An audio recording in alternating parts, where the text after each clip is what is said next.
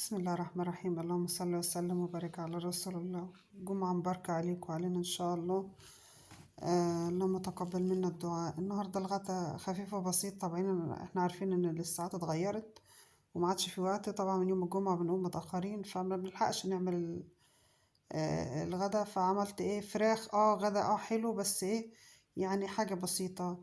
معايا فرخة كده غسلاها. جبت لها طماطمية على بصلتين على عود خضرة، قرن فلفل، فص توم، وشوية بهارات بقى ايه، سكر، ملح، بهارات فراخ او بهارات شوي، عود قرنفل بيفرق في طعم الفراخ المشوية، شوية فلفل اسود، شوية كاري، البهارات اللي عندك. ابسط من كده يعني. بصي، يعني تتبيلة كده سريعة تخشي تعمليها: بصلاية، طماطماية، فص توم، قرن فلفل حامي، حبة بهارات اللي عندك، فلفل اسود، ملح، سكر، كاري، كركم اللي عندك، بابريكا. طبعا خدتهم على الخلاط او على الكبة. طبعا الفراخ كالعادة غسلها ونقعها في محلول النقع بتاعنا اللي احنا بنعمله ايه، اللي هو سكر وملح وليمون. بدوبهم في مية وانزلها. شايفينها بيضة ازاي وزي الفل ما شاء الله.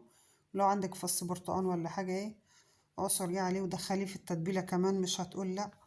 بس انا بقول التتبيلة النهاردة يعني بأقل الامكانيات اللي عندك تعملي تتبيلة حلوة. حتى احنا ما حطيناش يعني فيها خضرة كتير، الموجود عندك هتعملي بيه. طبعا بمسك الفراخ بقى بدخل التتبيلة دي جواها، بفتح اللحم كده وبين الجلد واللحم بالسكينة، وبدخل فيها التتبيلة نص ساعة ربع ساعة قبل ما تجهزي بقية حاجتك. هتكون الفراخ شربت من التتبيلة بتاعتها، لأن أنا نقعها من إيه، من بالليل. عاملة حساب برضو إن أنا أقوم إيه براحتي وأعمل لها التتبيلة بتاعتها سريعة كده. حطيت التتبيلة كلها فيها، هرش رشة فلفل أسود. تاني البهارات بتاعتي: كاري، كركم، فلفل أسود، ملح. أنا ما بحطش كمون للحوم خالص ولا للفراخ. عندك توم باودر، عندك بصل باودر، أنا بقولك اللي عندك. عود قرنفل. طبعا ايه تبلتها وركنتها عندي ايه كوسيتين كده، وجبت حواجي الفرخة حطيتهم فيها. وطبعا أكلنا بقى النهاردة هنعمله في الفرن بما ان النهاردة الجمعة.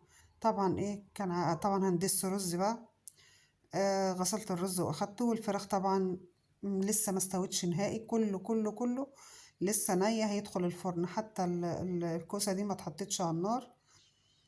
كده ولعت الفرن بتاعي بقى ودخلت الرز وحطيت الكوسة وحطيت الفراخ، مغطيها بورقة سلوفان عشان عايزاها تستوي. وبعد كده ايه اشيل السلوفان هتحمر، ولو ان يعني هي احمرت من غير ما اشيلها.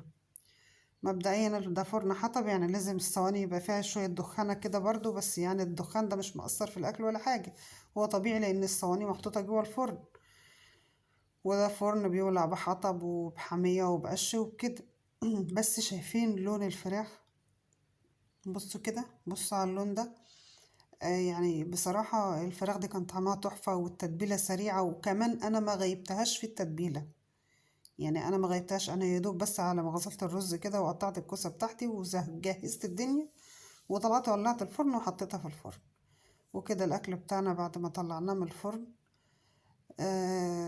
يا رب الفراخ بتاعتنا والوصفه بتاعتنا البسيطه ديت والسريعه تكون عجبتكم وتجربوها كده.